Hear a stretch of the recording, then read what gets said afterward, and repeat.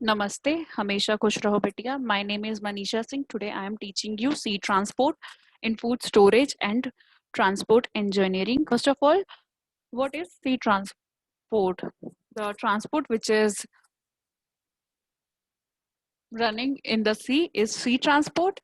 Traveling by the ocean has introduced many types of sea transport options available today. Whether the purposes are transporting freight materials or passengers, there are different ships used for different materials. Different reasons. These ships are categorized by these factors alone. Most freight ships have basic physical commonalities. These include some four peak tanks used to add weights for stability.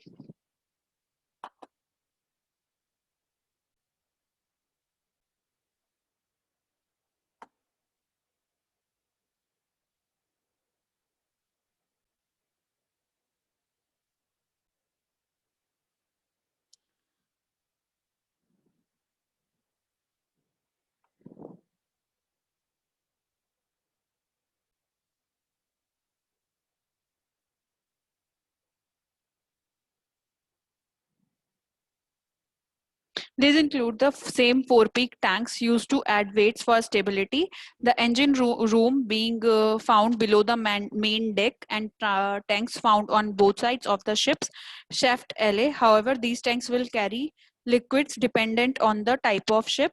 They could be fuel, oil, lube oil, fresh water, or some liquid. Below, we will go into the five major types of freight ships used for transport, and these are the bulk carriers, general cargo ships, container ships, tankers, and barges.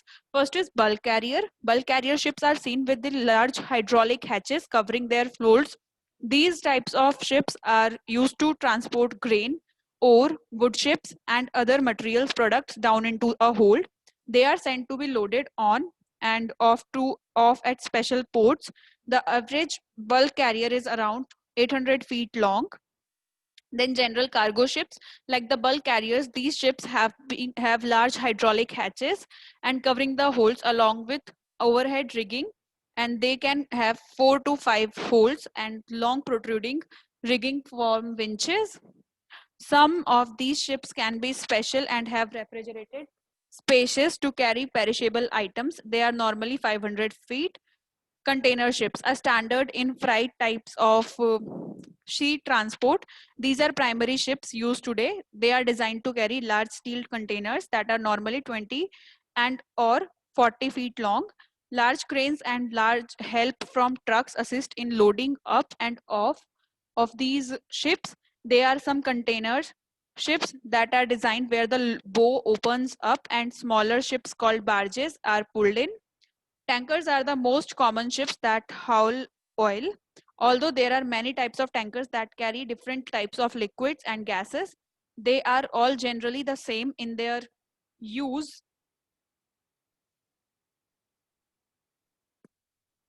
Tankers can be spotted by their large surface area protruding from the main deck. This is to load on of the cargo. Tankers can come in many different sizes, with the largest one sporting a length or nearly a quarter mile long.